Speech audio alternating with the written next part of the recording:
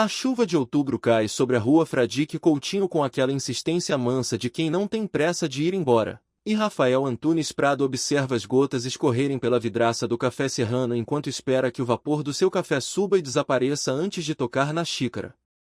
São 7h20 da noite. Marina Salgueiro Costa está atrasada há 11 minutos, o que para ela é praticamente pontualidade, e Rafael sabe disso do mesmo jeito que sabe que ela pede café com leite de aveia, que detesta guardanapos de papel áspero e que ri mais alto quando está nervosa do que quando está genuinamente feliz. Ele não decidiu, num dia específico, que gostava dela. Não houve relâmpago, não houve cena de filme. Foi uma coisa que se acumulou, devagar, como sedimento, uma conversa de 2 horas sobre nada em particular numa sexta-feira de julho, o jeito que ela desenhava mapas mentais no guardanapo quando tentava explicar uma ideia complicada, a vez que ela ligou às 2 da manhã só porque tinha visto uma notícia sobre o pai dele e queria saber se ele estava bem. Rafael tem 31 anos e já amou antes, ou pensou que tinha amado, mas nunca sentiu essa espécie de atenção constante, esse hábito de guardar detalhes sobre alguém como quem guarda moedas estrangeiras, sem saber exatamente para que servirão, só que parecem valiosas. A porta do café abre com o sino de latão soando 2 vezes, e Marina entra sacudindo um guarda-chuva enterrado, o cabelo preso num coque desalinhado que escapou em mechas na altura da nuca. Ela vê Rafael, sorri, aquele sorriso que começa nos olhos antes de chegar à boca, e atravessa o salão quase derrubando uma cadeira alheia no caminho. Desculpa, desculpa, o Uber cancelou 2 vezes, ela diz, tirando o casaco molhado e pendurando na cadeira ao lado. Você já pediu? Só o meu. Sabia que você ia demorar. Isso é maldade ou profecia? As 2 coisas.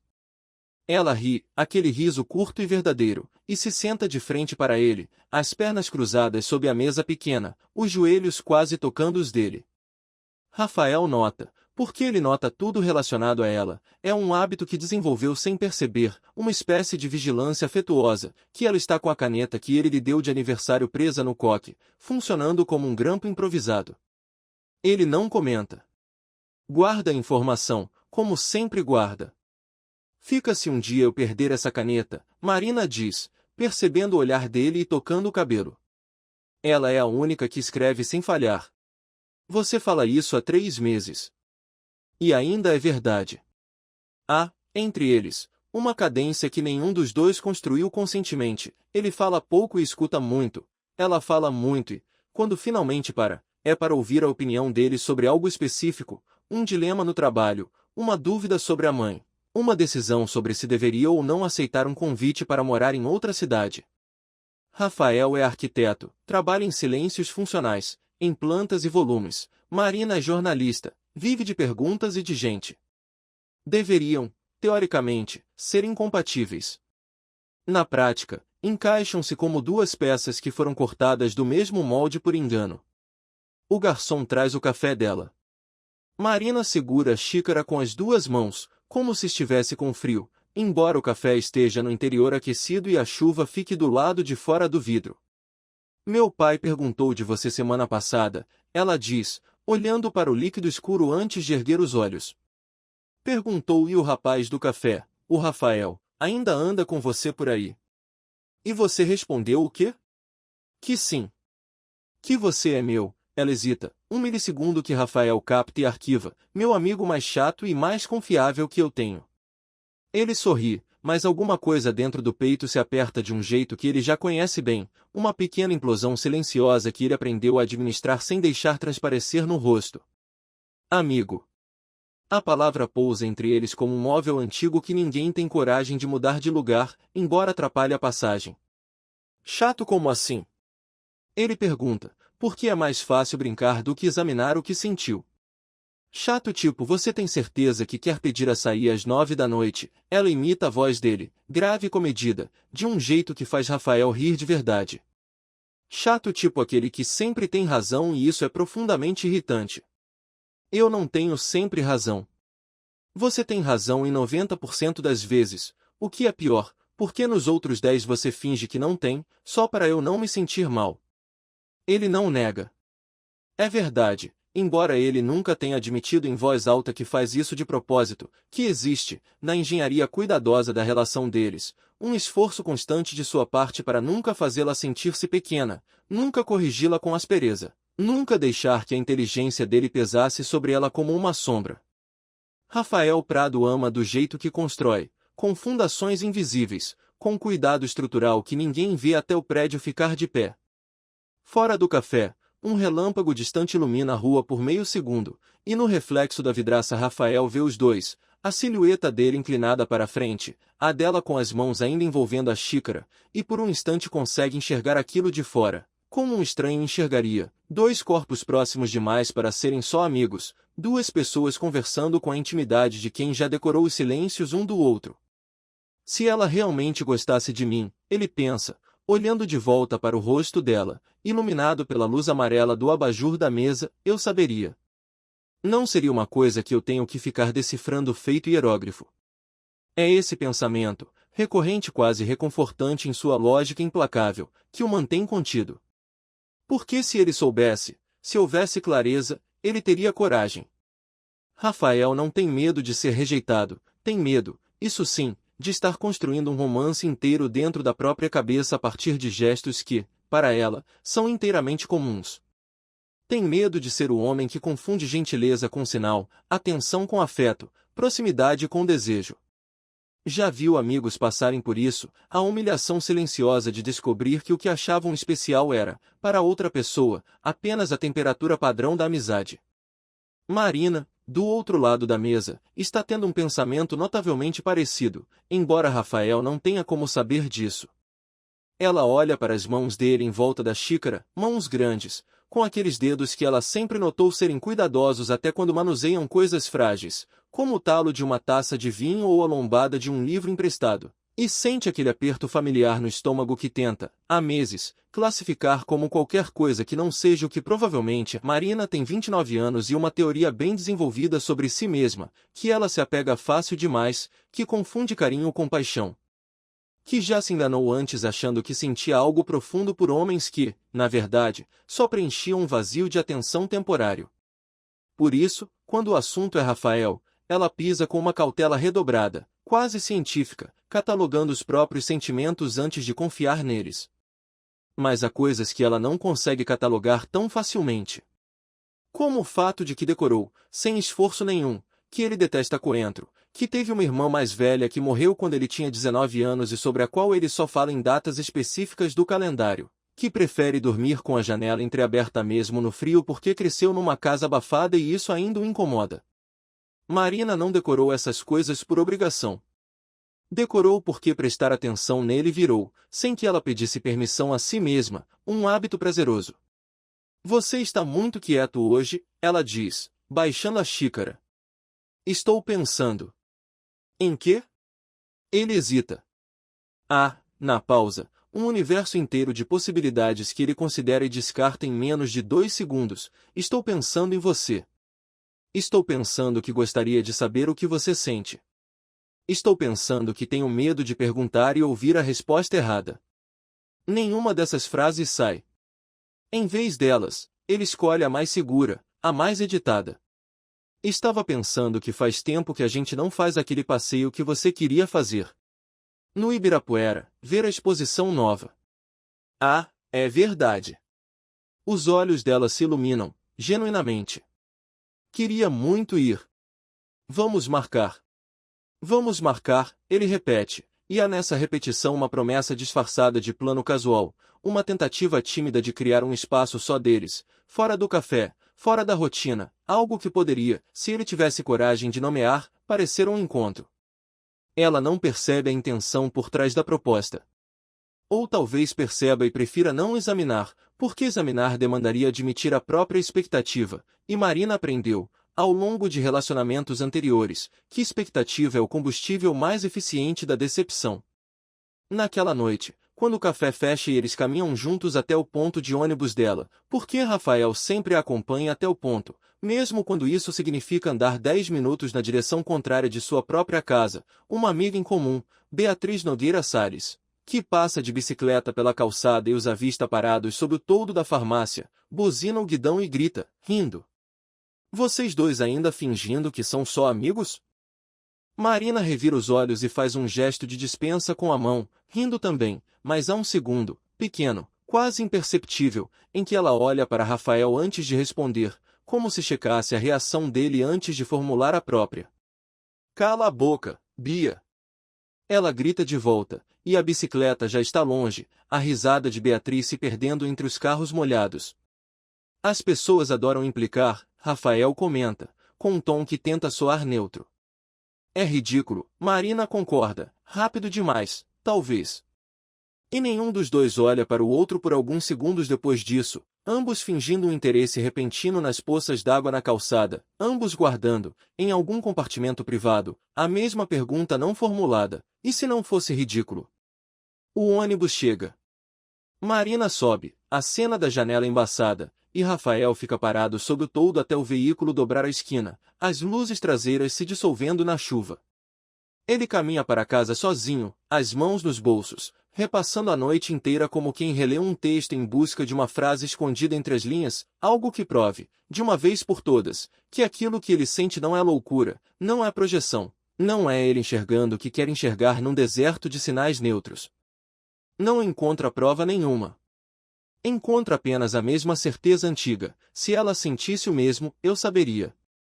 Marina, na janela do ônibus, encosta a testa no vidro frio e pensa exatamente a frase espelhada, sem saber que a está compartilhando com alguém a 8 quarteirões de distância. Se ele sentisse o mesmo, ele teria dito alguma coisa, alguma hora, nesses 11 meses todos.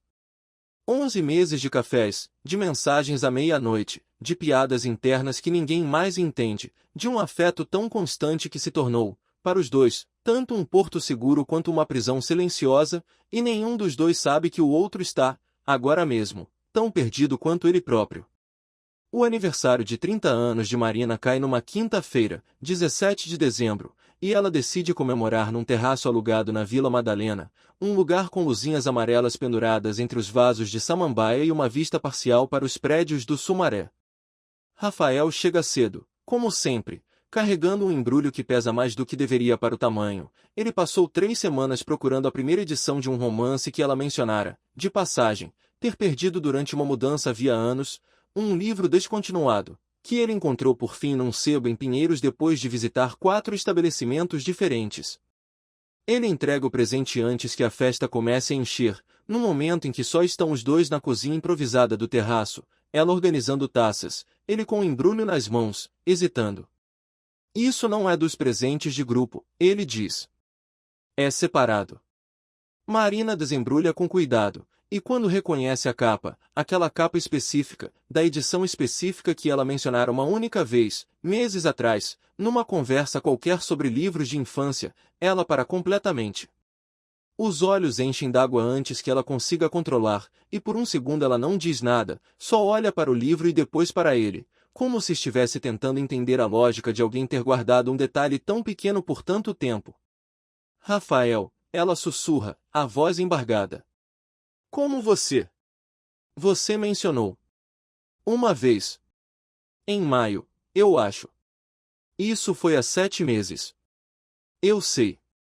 O silêncio que se instala entre eles ali, na cozinha improvisada, cercado por taças de plástico e garrafas de vinho ainda fechadas, tem um peso diferente de todos os silêncios anteriores. Marina dá um passo à frente e o abraça, um abraço mais longo do que o costume, o rosto pressionado contra o ombro dele, e Rafael sente o coração batendo tão forte que tem certeza, por um instante inteiro, de que ela deve conseguir ouvi-lo também. É o momento.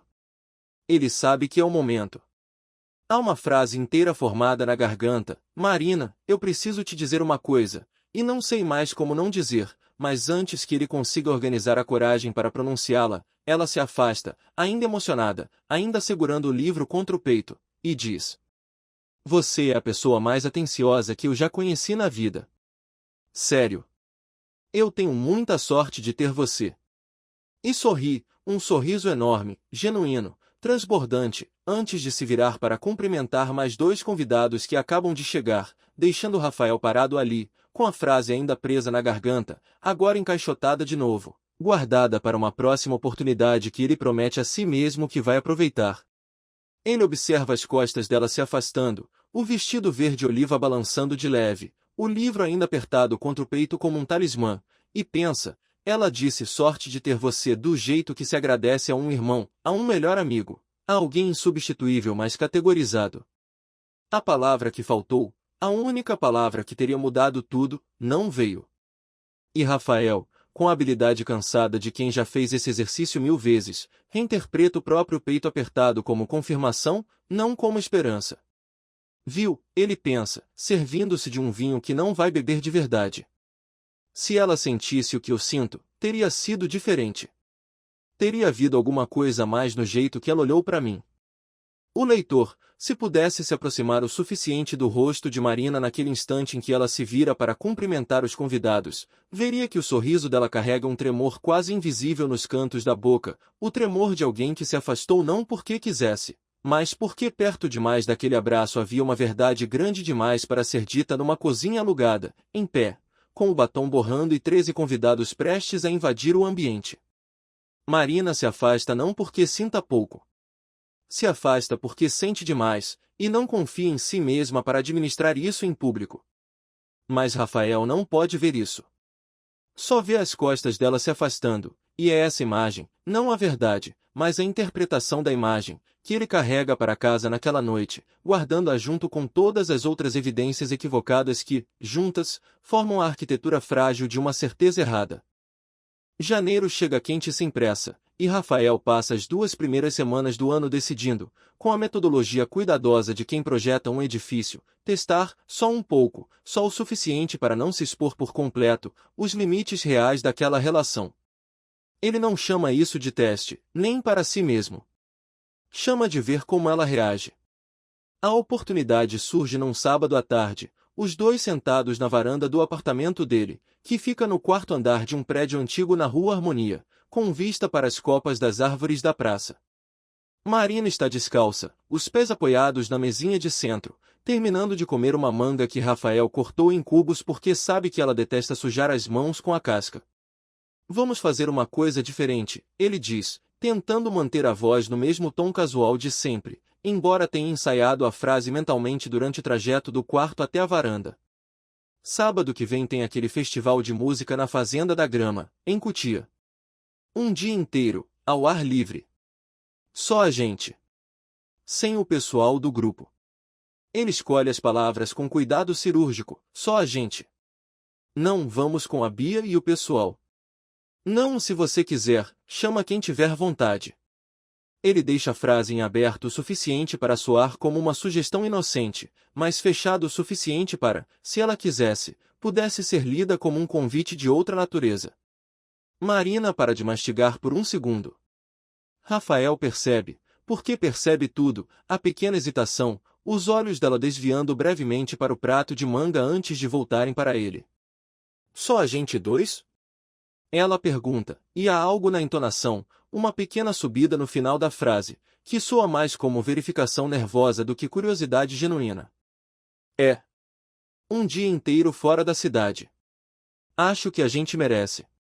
O silêncio que se segue dura talvez 4 segundos, mas para os dois parece consideravelmente mais longo.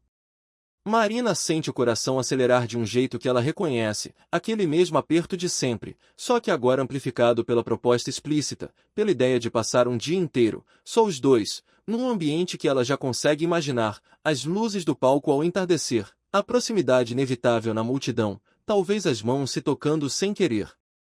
É exatamente o tipo de cenário que ela vem evitando pensar demais, porque pensar demais significa admitir o quanto gostaria que aquilo significasse alguma coisa, e admitir isso, para Marina, é abrir uma porta que ela não tem certeza de conseguir fechar depois, caso a resposta do outro lado seja não.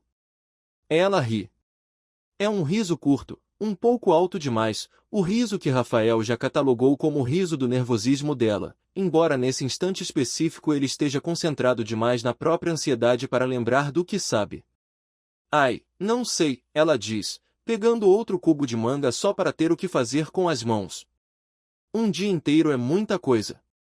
E também, sei lá, não quero que vire uma dessas situações estranhas, sabe?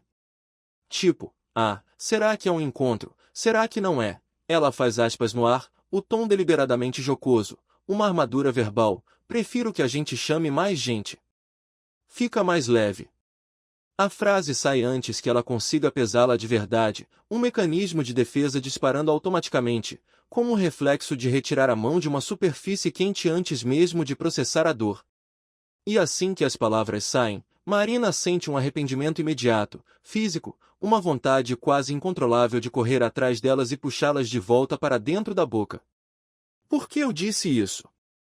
Ela queria ter dito outra coisa, queria ter dito adoraria, só a gente, mas o medo de estar sozinha, exposta, entregando demais de si mesma, falou mais alto e mais rápido do que o desejo. Rafael sente o chão ceder sob os pés de um jeito silencioso, invisível, que não transparece no rosto porque ele tem anos de prática em manter o rosto quieto mesmo quando o resto dele desaba. Ele assente, devagar, e força um meio sorriso. Claro, faz sentido. Chama o pessoal também, então. Isso, vai ficar melhor assim, Marina concorda, aliviada e ao mesmo tempo devastada com o próprio alívio, porque ela sabe, em algum lugar fundo, que acabou de fechar uma porta que ela mesma queria manter aberta. Nenhum dos dois fala mais sobre o assunto naquela tarde. Trocam de assunto para uma série que os dois estão acompanhando, depois para o trabalho de Marina, uma matéria complicada sobre uma investigação de corrupção municipal que está consumindo suas noites havia semanas. A conversa flui normalmente, superficialmente normal, mas há uma pequena distância nova entre eles, uma fração de centímetro que nenhum instrumento visível conseguiria medir, mas que ambos sentem, cada um a seu modo, como uma corrente de ar frio entrando por uma fresta. Rafael passa a noite seguinte reconstruindo a cena mentalmente, como faz sempre que precisa entender algo que o perturba, desmontando cada peça, cada palavra, cada entonação, procurando o ponto exato onde a estrutura falhou. E chega a uma conclusão que lhe parece, na lógica implacável e solitária de sua própria cabeça, absolutamente coerente. Ela percebeu. Ela percebeu a intenção por trás do convite, percebeu que aquilo poderia ser interpretado como um encontro, e recusou, educadamente, delicadamente, mas recusou. O "não quero que vire uma coisa estranha" ecoa na cabeça dele como uma sentença. Ela está avisando, da maneira mais gentil possível, que não quer que aquilo em que ele já se afundou aconteça entre os dois. Eu me expus demais, ele pensa, deitado no escuro do próprio quarto, o teto iluminado apenas pela luz alaranjada do poste da rua entrando pela persiana entreaberta. Ela sentiu o peso da pergunta e recuou. Isso é uma resposta. Talvez a única resposta clara que eu vá conseguir dela. O que Rafael não sabe, o que ele não tem como saber, porque a mente humana só tem acesso à própria narrativa e nunca a do outro, é que a essa mesma hora, a 4 quilômetros de distância, Marina está sentada na cama, o telefone no colo, digitando e apagando 3 versões diferentes de uma mensagem que diria, essencialmente, desculpa por ontem, eu queria ter dito sim. Ela apaga as 3. Tem medo de que, ao corrigir o próprio nervosismo, esteja abrindo demais o jogo, entregando um sentimento que talvez não seja correspondido, transformando uma amizade sólida numa situação irreversível caso ele não sinta o mesmo. Ele nem insistiu, ela pensa, guardando o celular na mesinha de cabeceira sem enviar nada. Se ele quisesse mesmo, teria dito alguma coisa, teria argumentado, teria dado a entender que era importante para ele. Aceitou na hora que eu falei em chamar mais gente. Talvez fosse só isso mesmo, um passeio qualquer. E assim, os dois adormecem naquela noite, cada um em seu próprio apartamento, separados pela mesma distância física de sempre, mas subitamente muito mais distantes em tudo o que importa, carregando exatamente a mesma conclusão, formulada com palavras quase idênticas. Ela não sente o mesmo que eu. Nos dias seguintes, algo começa a mudar no comportamento de Rafael, sutilmente, do jeito que só alguém prestando muita atenção conseguiria notar. Ele para de mandar aquelas mensagens espontâneas que costumava mandar sem motivo aparente, uma foto de um prédio interessante que viu no caminho do trabalho, um meme que sabia que ela ia achar engraçado, estava pensando em você, solto sem contexto que ele costumava enviar quando lembrava de algo que ela tinha dito. Ele não decide conscientemente parar, é mais como se cada impulso de mandar alguma coisa viesse acompanhado agora de uma vozinha interna perguntando: isso não vai ser demais? Não vai parecer que eu não captei o recado? E essa vozinha, na dúvida, sempre vence. Ele também para de fazer elogios diretos.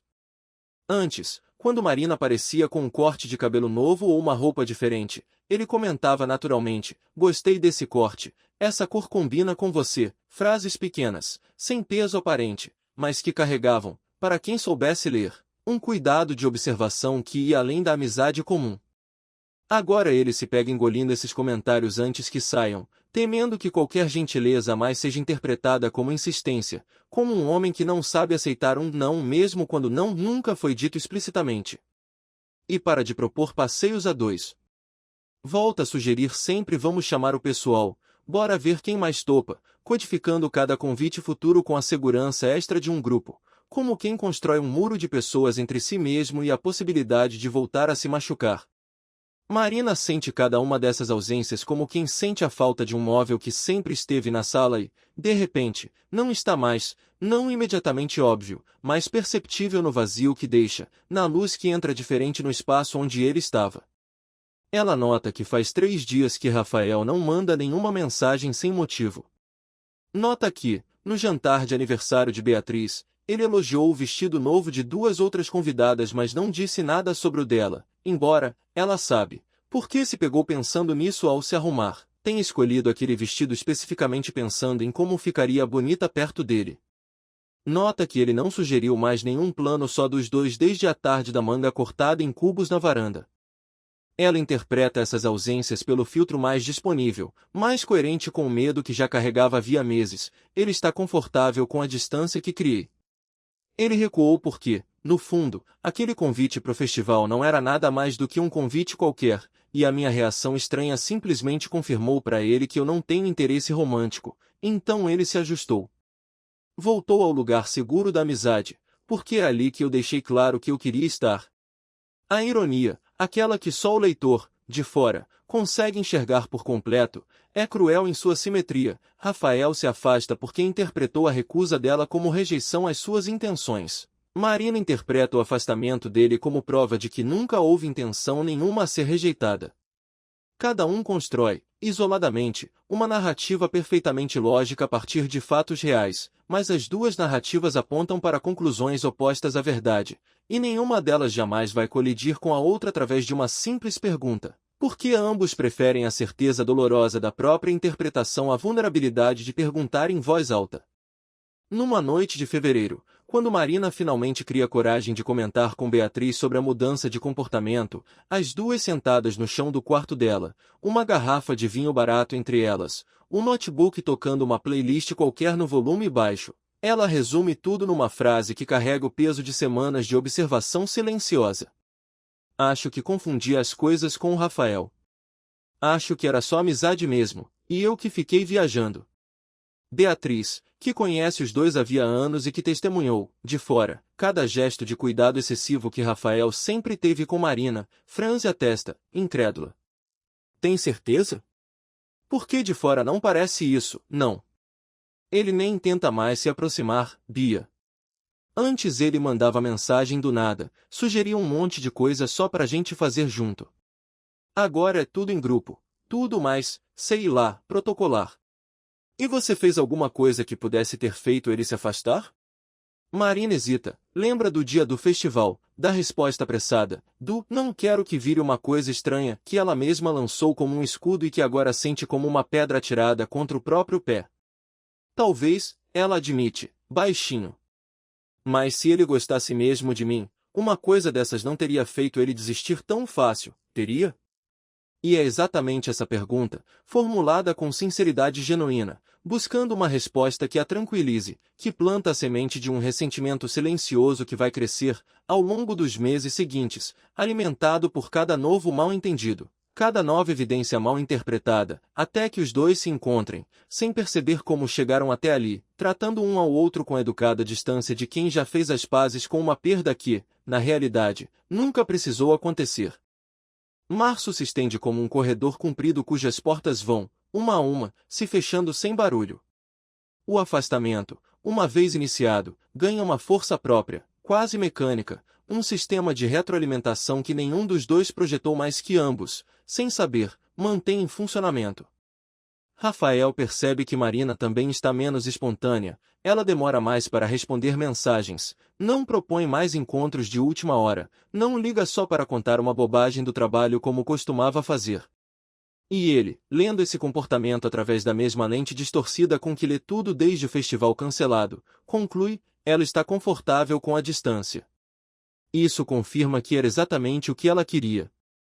Marina, por sua vez, nota que Rafael não tenta mais se aproximar, não sugere os passeios de sempre, não pergunta mais de aí, como foi seu dia no meio da tarde só porque sim, não aparece mais no meio da semana com aquela desculpa esfarrapada de tava passando perto.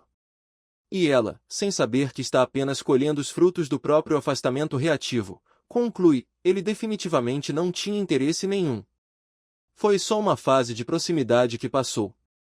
Nenhum dos dois enxerga que está, na verdade, olhando no espelho, que a distância que cada um atribui à ausência de sentimento do outro é, na realidade, o reflexo exato da própria retração. As pequenas situações que ganham significados enormes.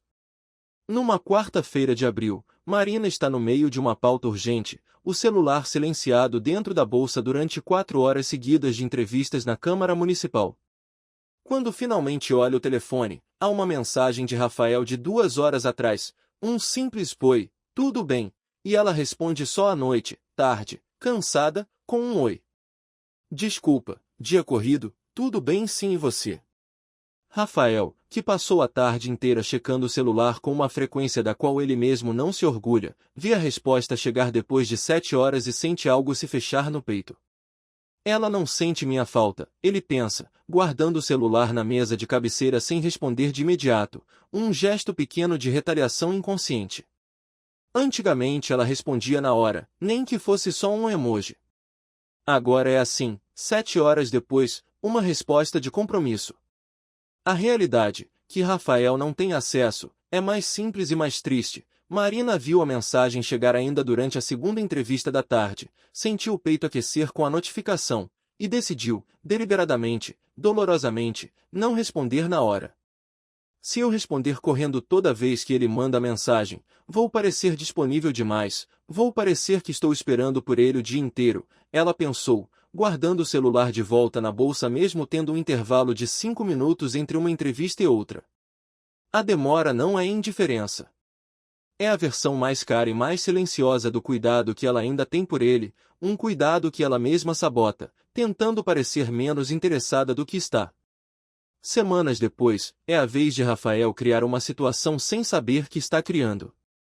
Ele começa a conversar mais, no grupo de amigos, com Camila Ferraz Duarte, uma colega recém-chegada ao escritório de arquitetura onde trabalha, que se junta ocasionalmente às saídas do grupo. Não há nada romântico ali, Rafael simplesmente encontrou, em Camila, uma pessoa fácil de conversar, sem o peso emocional que carrega toda interação com Marina agora, sem o cuidado excessivo, sem a vigilância constante de cada palavra. É um alívio, na verdade, poder rir de uma piada boba sem catalogar o próprio riso, sem examinar se está sendo simpático de mais ou de menos. Marina observa essas conversas de longe, numa festa junina organizada por um amigo comum em junho, o forró tocando alto o suficiente para cobrir metade das falas, Rafael e Camila rindo juntos perto da barraca de quentão, e sente uma pontada que a surpreende pela intensidade. Ele claramente não me vê dessa forma, pensa, servindo-se de mais uma dose de quentão que não vai realmente beber. Olha só como é fácil para ele com ela. Nunca foi assim tão fácil comigo. Comigo ele sempre foi mais quieto, mais cuidadoso, quase formal. Talvez fosse isso mesmo. Talvez eu nunca tenha sido o tipo dele. O que Marina não sabe, porque não tem como saber, é que a facilidade de Rafael com Camila é exatamente o oposto do que ela imagina, não é sinal de interesse, é sinal de ausência dele. Ele é leve com Camila precisamente porque não sente nada por ela, porque não há risco ali, não há nada a perder, não há um coração inteiro na mesa esperando para ser lido ou rejeitado. Com Marina, o silêncio comedido nunca foi frieza. Sempre foi excesso de cuidado tentando disfarçar excesso de sentimento. 2 semanas depois, num sábado de manhã, é Marina quem, sem perceber, planta a próxima semente de mal-entendido. Durante um café tranquilo, os dois ainda se encontram, ainda que com menos frequência, ainda numa rotina que parece amizade mas carrega o peso morto de uma proximidade que perdeu o brilho. Ela menciona, num tom que tenta soar casual: "Ah, um cara do trabalho me chamou para sair semana que vem. Vou pensar se aceito." Ela não menciona isso porque quer sair com o tal colega. Menciona porque, em algum lugar da parte mais infantil e mais esperançosa dela, quer ver como Rafael vai reagir, quer testar, sem admitir que está testando, se existe algum ciúme escondido debaixo daquela superfície tranquila, alguma reação que finalmente confirme o que ela secretamente ainda espera que seja verdade. Rafael sente um soco surdo no estômago, mas, fiel à disciplina emocional que vem cultivando desde fevereiro, a disciplina de nunca mais se expor além do necessário, mantém o rosto absolutamente controlado. "Que legal", ele diz, dando um gole no café. "Se ele parece gente boa, acho que vale a pena." A frase sai medida, gentil, apoiadora, exatamente o tipo de resposta que um bom amigo daria. E é exatamente por isso que devasta Marina por dentro, porque ela esperava qualquer coisa menos aquele apoio tranquilo e sem fissuras. Esperava um silêncio constrangido, um ar seco, alguma coisa que traísse desconforto. Em vez disso, recebe uma bênção educada. "Está confirmado", ela pensa, removendo o açúcar do fundo da xícara com a colherzinha, os olhos baixos. "Se ele gostasse de mim, ele teria reagido de outro jeito. Teria pelo menos hesitado." O que ela não sabe é que a resposta à medida de Rafael consumiu dele um esforço enorme, que ele passou o resto daquele café inteiro recompondo, internamente, cada fragmento de si mesmo que aquela frase tinha estilhaçado, e que só conseguiu manter a voz estável porque já havia decidido, meses atrás, que jamais permitiria a si mesmo parecer o homem que se agarra a uma mulher que já deixou claro, à sua maneira, que só quer amizade. O afastamento das pequenas gentilezas. Há ainda um episódio mais discreto, quase invisível, que Marina só nota porque conhece Rafael bem demais para deixar passar despercebido. Ele para de guardar lugar para ela quando chegam cedo em algum evento. Para de perguntar, antes de pedir comida para os dois numa saideira: "Você quer dividir?" Pergunta que ele sempre fazia, mesmo sabendo a resposta, como um ritual de cuidado. Para de oferecer o casaco quando ela sente frio. São gestos tão pequenos que, isoladamente, ninguém notaria. Mas Marina nota, porque a ausência de um padrão constante durante meses é sempre mais ruidosa do que a própria presença jamais foi. "Ele cansou de mim", ela conclui, numa noite em que volta sozinha para casa depois de um jantar em grupo no qual Rafael, sentado do outro lado da mesa longa, mal trocou 10 frases com ela a noite inteira. Talvez tenha sido um exagero meu, esse tempo todo, achar que existia alguma coisa a mais. Talvez ele só estivesse sendo gentil, como é gentil com todo mundo, e eu tenha lido demais naquilo. A realidade, que continua, obstinadamente, escondida de ambos, é que Rafael interrompeu cada uma dessas pequenas gentilezas por acreditar, com uma certeza equivocada mas sincera, que estava respeitando um limite que Marina havia estabelecido. Ele se lembra, ainda, da frase dela na varanda: "Não quero que vire uma coisa estranha", e decidiu, com a rigidez de quem tenta fazer a coisa certa mesmo que doa, que continuar com aqueles gestos de cuidado excessivo seria insistir onde não era desejado, seria não respeitar a fronteira que ela mesma desenhou. O problema deixa de ser o que eles fazem. Por volta de julho, nenhum dos dois consegue mais identificar com clareza o que realmente aconteceu entre eles, só conseguem identificar as consequências, empilhadas umas sobre as outras como camadas de sedimento que endureceram até formar rocha. O conflito real nunca foi sobre um convite recusado para um festival de música. O conflito, agora, é inteiramente sobre a arquitetura de significados que cada um construiu sozinho, no silêncio da própria cabeça, sem jamais checar a validade das próprias premissas com o outro. Nenhum dos dois pergunta diretamente. Ambos preferem interpretar, porque interpretar, por mais doloroso que seja, ainda parece mais seguro do que perguntar e ouvir uma resposta que confirme definitivamente a rejeição. Cada novo silêncio é lido como prova, cada novo gesto neutro é encaixado na narrativa já existente, reforçando-a, nunca desafiando-a. É um sistema fechado, autoconfirmatório, que não deixa espaço para nenhuma informação nova capaz de quebrar o ciclo.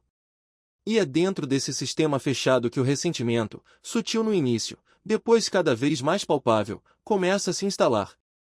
Rafael, numa noite de agosto, sentado sozinho no seu apartamento, um notebook aberto numa planta que deveria estar terminando mas que ele não consegue focar o suficiente para concluir, permite-se, pela primeira vez, um pensamento mais amargo do que os anteriores. Eu tentei. Ela não correspondeu.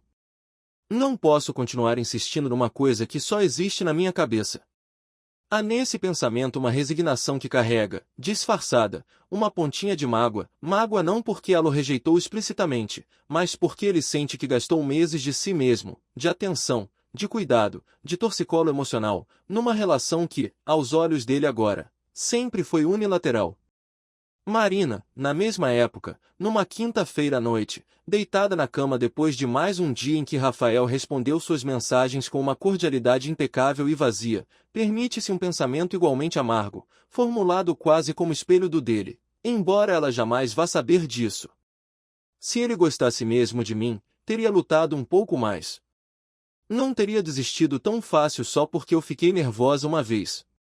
E aqui reside o paradoxo cruel que sustenta toda a segunda metade dessa história. Rafael acredita, sinceramente, que está respeitando a rejeição dela, retirando-se com dignidade de um território onde não é bem-vindo. Marina acredita, com igual sinceridade, que ele está desistindo justamente porque nunca a amou de verdade, porque um amor de verdade, no imaginário dela, teria insistido, teria perguntado de novo, teria encontrado uma maneira de atravessar aquele único "não quero que vire uma coisa estranha" e mostrar que valia a pena tentar apesar dele. Os dois estão certos sobre os próprios sentimentos e completamente errados sobre os sentimentos do outro. E essa combinação específica, sinceridade individual somada a erro mútuo, é o que torna a situação, ao mesmo tempo, tão evitável e tão inevitável quanto ela se revela.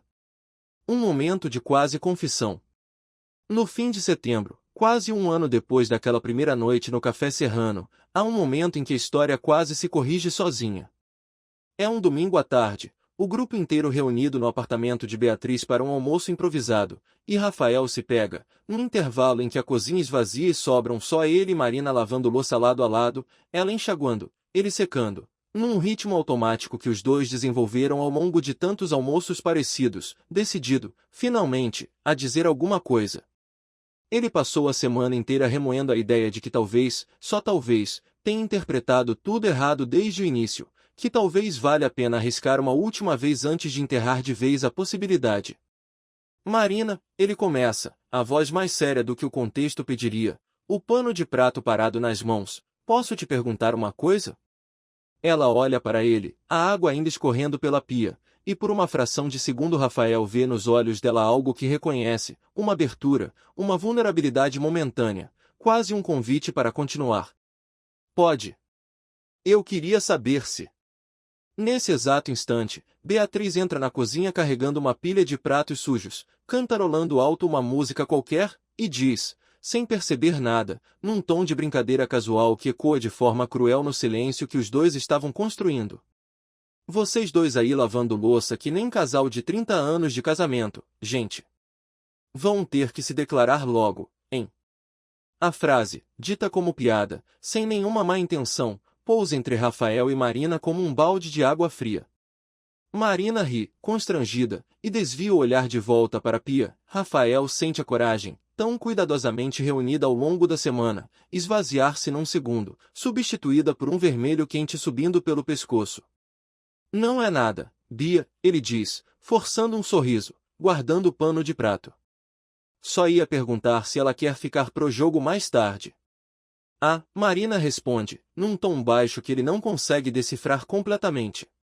Acho que vou indo cedo hoje, na verdade. Semana puxada. E é assim que a conversa termina, não com uma recusa, não com uma confirmação, mas com uma interrupção banal seguida de uma saída antecipada que Rafael interpreta, mais uma vez, como confirmação silenciosa de que não deveria ter tentado. Mais uma prova, ele pensa, secando o resto dos pratos sozinho, o barulho da louça mais alto do que deveria. Ela nem quis ficar. Deve ter sentido que eu ia falar alguma coisa e preferiu fugir. Marina, no Uber a caminho de casa, o rosto encostado no vidro frio da janela do mesmo jeito que fazia naquela primeira noite de chuva, sente o peito apertado por uma mistura de arrependimento e tristeza que ela não sabe nomear completamente. Ela sabe que ele ia perguntar alguma coisa, sentiu, no tom da voz, no jeito que ele disse o nome dela antes da pergunta, que aquele "posso te perguntar uma coisa" carregava mais peso do que uma pergunta qualquer sobre ficar para o jogo. E ela fugiu. Fugiu porque, apesar de tudo, apesar dos meses de distância e da certeza cada vez mais consolidada de que ele não sentia nada por ela, uma parte dela ainda tinha medo, medo de que a pergunta fosse exatamente aquilo que ela mais queria ouvir, e que ouvir aquilo, depois de tanto tempo se convencendo do contrário, fosse simplesmente demais para processar ali, na cozinha de Beatriz, com um pano de prato na mão. Ele ia perguntar alguma coisa, ela pensa, os olhos fechados, a cabeça latejando de leve. E eu fugi. De novo. Nenhum dos dois sabe, naquela noite, o quanto essa pequena covardia mútua, dele em recuar diante da interrupção de Beatriz, dela em fugir do próprio desconforto, vai custar nos meses seguintes. O ciclo, que já parecia impossível de quebrar, se fecha ainda mais um pouco, e o distanciamento que se segue ao longo de outubro e novembro carrega uma qualidade nova, mais definitiva. Não é mais o afastamento cauteloso de quem está reagindo a um mal-entendido específico, mas o afastamento resignado de quem já decidiu, cada um a seu modo, que aquilo nunca foi, e nunca vai ser, recíproco. O público, se pudesse observar os dois de fora, entenderia com clareza aquilo que nenhum dos personagens consegue ver de dentro, que não existe, ali, falta de amor. Existe, isso sim, um excesso de medo, um medo tão bem disfarçado de maturidade, de respeito, de cautela emocional, que se tornou praticamente indistinguível da indiferença que ambos temem estar recebendo do outro. No início de dezembro, quase exatamente um ano depois da festa de aniversário em que Marina recebeu o livro raro na cozinha alugada da Vila Madalena, uma notícia atravessa o grupo de amigos como um terremoto de baixa intensidade. Rafael foi selecionado para um programa de especialização em Lisboa, com início em fevereiro, duração de 18 meses. É a oportunidade que ele buscava havia anos, um mestrado em reabilitação urbana numa universidade renomada, o tipo de coisa que ele nunca imaginou conseguir na primeira tentativa. A notícia se espalha antes que ele consiga contá-la pessoalmente a Marina, e quando ela descobre, por uma mensagem de Beatriz no grupo, gente, alguém viu que o Rafael vai para Portugal, acompanhado de emojis de fogos de artifício. Algo dentro dela desaba de um jeito que ela não consegue disfarçar completamente, nem mesmo na tela pequena do celular, onde digita que demais, mereceu muito que soa, mesmo por escrito, estranhamente vazio. Ela liga para ele naquela mesma noite, quebrando um padrão de meses em que a comunicação entre os dois se resumia a mensagens espaçadas e encontros de grupo educadamente distantes. Rafael atende no segundo toque, a voz um pouco surpresa. Oi. Oi. Fiquei sabendo pelo grupo. Por que você não me contou? Há uma pausa do outro lado, o tipo de pausa que carrega mais informação do que qualquer palavra conseguiria. Ia contar, ele diz, finalmente. Só estava, juntando coragem, acho. Coragem para quê? É uma notícia boa, Rafael, é incrível. Eu sei. É só que, outra pausa, mais longa. Enfim. É bom te ouvir. Faz tempo. Faz, ela concorda, e a palavra carrega um peso de meses acumulados, uma tristeza que nenhum dos dois nomeou até agora. Marcam de se ver 2 dias depois, sozinhos, num pretexto qualquer sobre conversar direito antes que a correria da viagem comece. O encontro acontece num bar tranquilo na Vila Madalena, não muito longe do terraço onde tudo, ou quase tudo, quase aconteceu um ano atrás.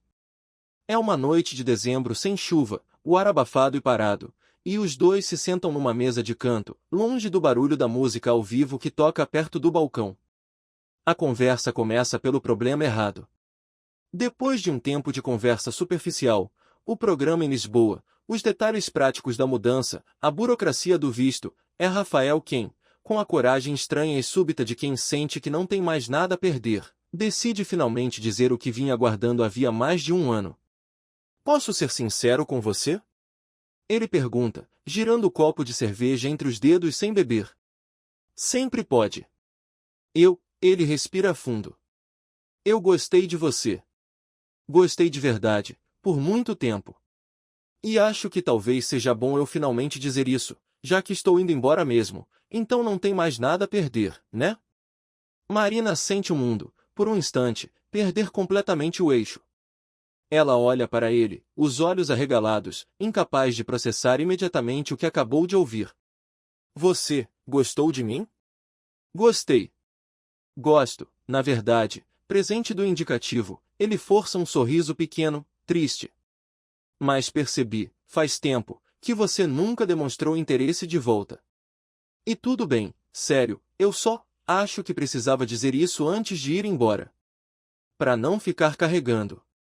Marina o encara por um longo momento, tentando reorganizar, dentro da própria cabeça, uma realidade inteira que acabou de ruir e se reconstruir ao mesmo tempo.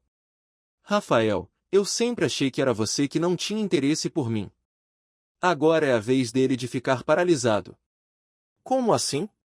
Você nunca demonstrou nada claro. Nunca falou nada.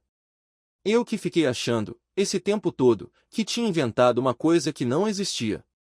Rafael balança a cabeça, incrédulo, uma risada curta e sem humor escapando antes que ele consiga controlá-la. Isso não pode ser verdade. Eu tentei tantas vezes te dar sinais. Que sinais, Rafael? Porque eu não vi nenhum. E é aqui, nesse ponto exato da conversa, que ele, ainda operando dentro da lógica antiga, a lógica que o acompanhou durante meses, comete o primeiro erro de leitura da noite. Acredita, por um segundo, que ela está tentando suavizar a rejeição, dizer uma mentira gentil para não feri-lo ainda mais antes da despedida definitiva.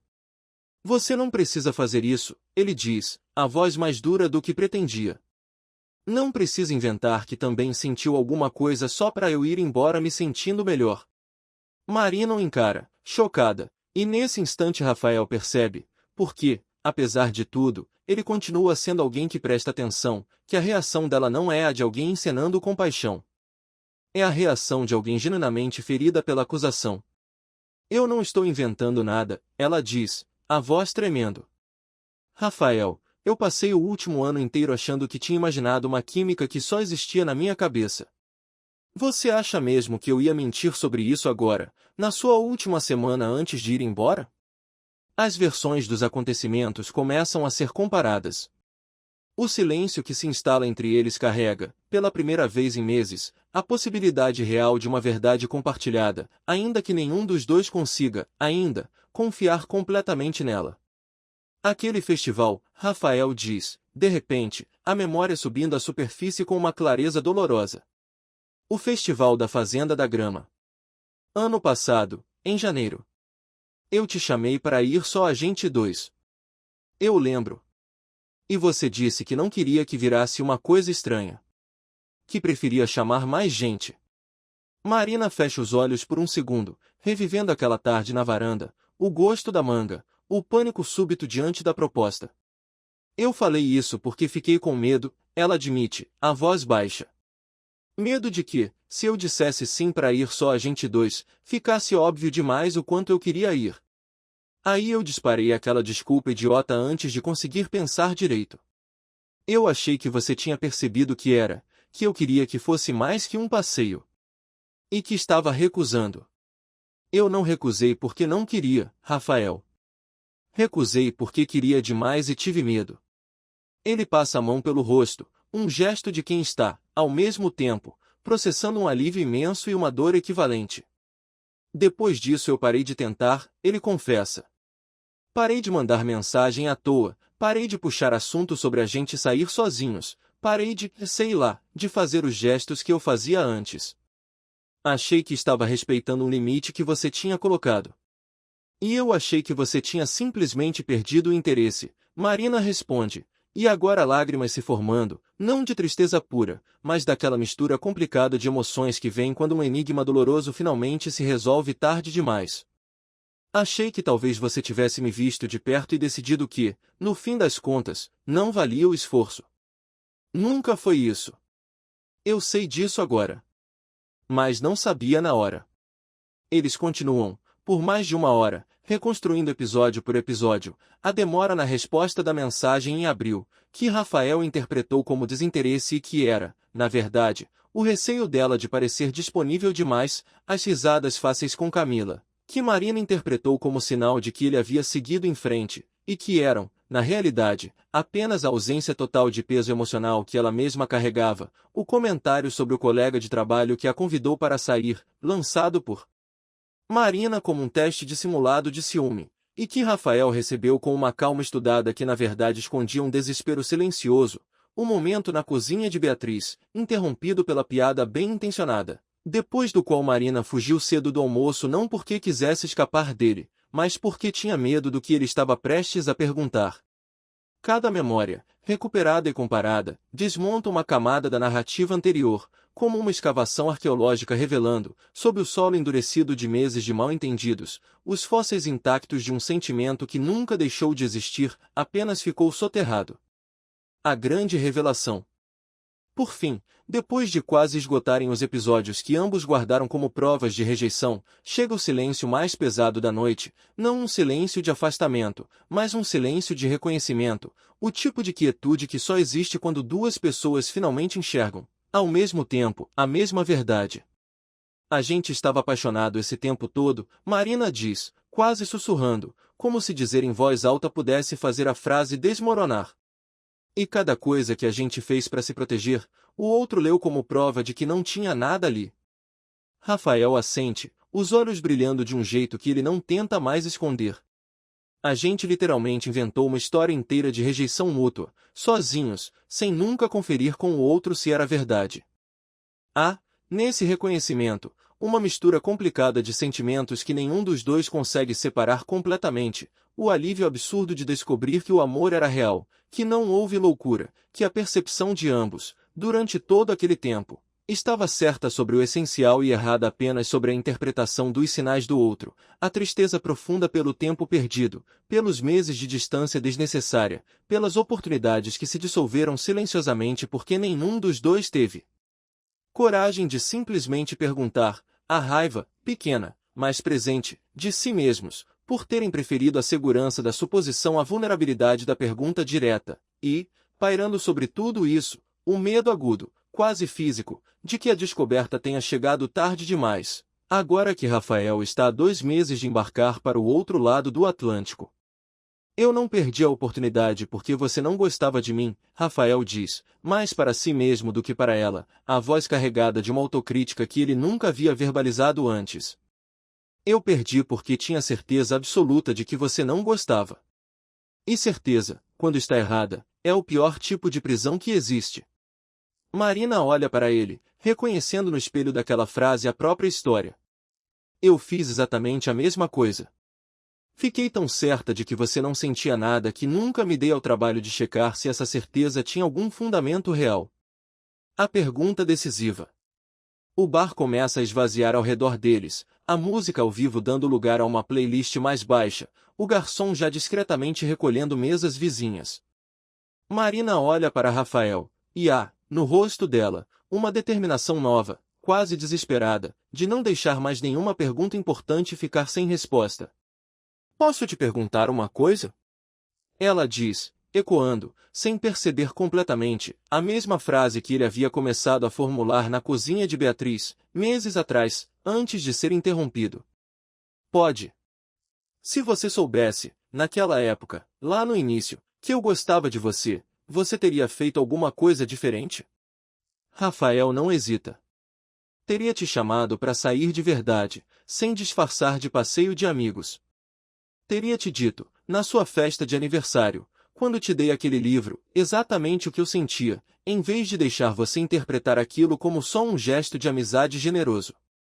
Teria insistido no festival, mesmo depois da sua resposta nervosa, porque ia saber que era medo, não desinteresse. A resposta pousa entre eles com o peso de tudo que poderia ter sido, cada oportunidade perdida ao longo daquele ano inteiro reorganizada, de repente, não como uma sequência de rejeições reais, mas como uma sequência de comunicações que simplesmente nunca aconteceram, silêncios que os dois preencheram com as piores interpretações possíveis quando a verdade, o tempo todo, era a mais simples e a mais gentil de todas, eles se amavam, e tiveram medo demais de dizer.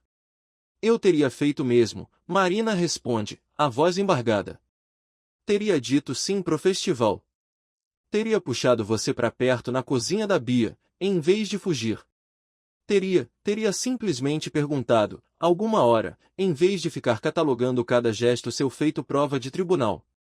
Os dois ficam em silêncio por um momento, o peso da revelação assentando entre eles como poeira depois de uma queda. Eles saem do bar já perto da meia-noite, caminhando devagar pela rua Aspicuelta sem destino definido, o ar da noite finalmente mais fresco depois do calor abafado do dia. Não se dão as mãos. Não há um beijo de cinema sob a luz do poste, nenhuma cena que resolva, num único gesto, os meses de silêncio acumulado. Existe, entre eles, algo mais complicado e mais honesto do que isso, o reconhecimento mútuo de que a verdade recém-descoberta não apaga, automaticamente, o ano inteiro de insegurança que a precedeu. Isso é estranho, Marina admite, um sorriso tímido nos lábios, os braços cruzados contra o frio leve da madrugada. Sei que a gente devia estar, sei lá, se abraçando, comemorando. Mas eu não sei nem como agir agora. Passei tanto tempo tratando isso como impossível que não sei fazer diferente. Eu sinto a mesma coisa, Rafael confessa, as mãos nos bolsos, olhando para ela com uma ternura que já não precisa mais se esconder, mas que também ainda não sabe bem como se expressar em ação. É como se a gente tivesse dois relacionamentos diferentes acontecendo ao mesmo tempo, o que a gente sabe agora que existia, e o que a gente realmente viveu, que foi outra coisa completamente. Há um silêncio desconfortável entre eles, não hostil, mas cheio da estranheza de duas pessoas que se conhecem intimamente, ao mesmo tempo, precisam reaprender a se relacionar sob uma luz completamente nova. O reconhecimento das próprias responsabilidades. Param diante da entrada do prédio de Marina, sob a marquise iluminada por uma luminária amarelada que atrai mariposas, e é ali, parados naquele limiar entre a rua e a porta, que os dois finalmente se permitem, sem pressa, examinar em voz alta a própria parte na história. Eu esperava que você lesse meus sinais, Rafael diz, encostado no batente da porta, a voz mais calma agora, quase contemplativa. Achava que, se eu fosse cuidadoso o suficiente, discreto o suficiente, você ia perceber sozinha. Confundi isso com maturidade emocional, mas acho que era só medo disfarçado. Preferi sofrer calado a arriscar ouvir um não. Marina assente, reconhecendo nas palavras dele um reflexo exato de si mesma. Eu fazia a mesma coisa, só que ao contrário. Mandava sinais contraditórios o tempo todo, chegava perto, depois recuava, demonstrava carinho, depois fingia indiferença. Esperava que você tivesse a coragem que eu não tinha. E, quando você ficou quieto, decidi que o silêncio dele significava desinteresse, em vez de considerar que talvez fosse só medo espelhando o meu. A gente construiu um problema enorme a partir de um monte de suposições pequenas.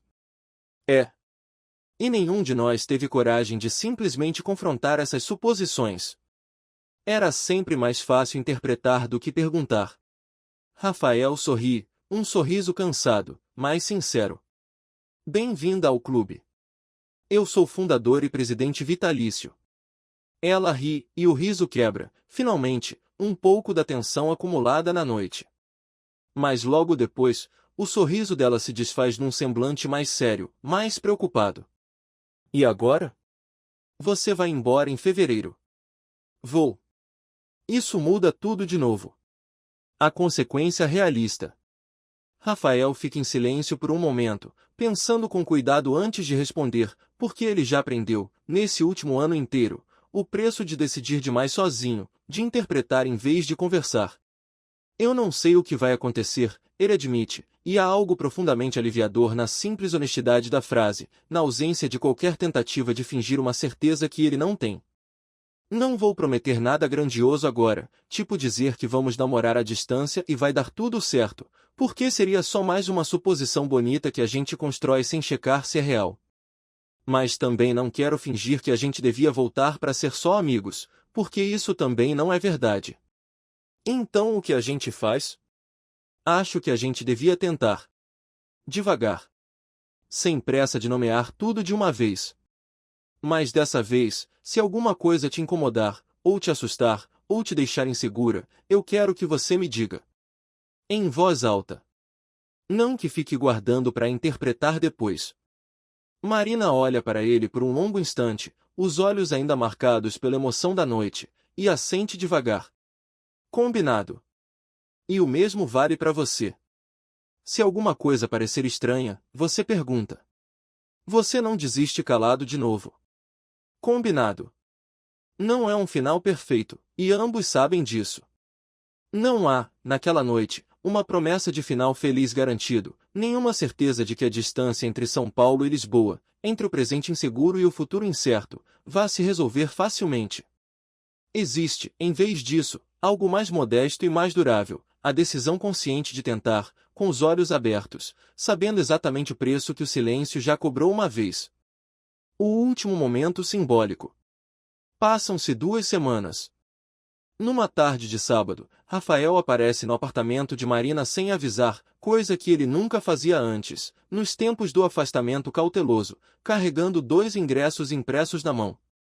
Tem um festival de música esse fim de semana, ele diz, um pouco sem graça, os ingressos meio amassados no bolso de trás da calça. Não é o mesmo, claro. Mas quando vi o cartaz, lembrei do outro. Marina olha para os ingressos, depois para ele, e sente o coração se apertar de um jeito bom, diferente de todas as vezes anteriores. Só a gente 2?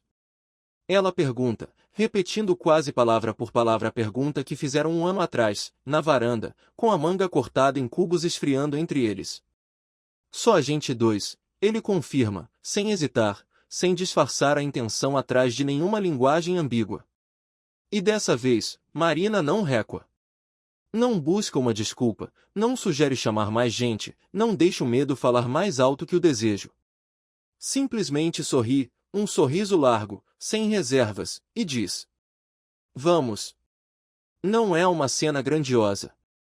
Não há trilha sonora, não há confete, não há nenhum gesto cinematográfico que cele definitivamente o futuro dos dois.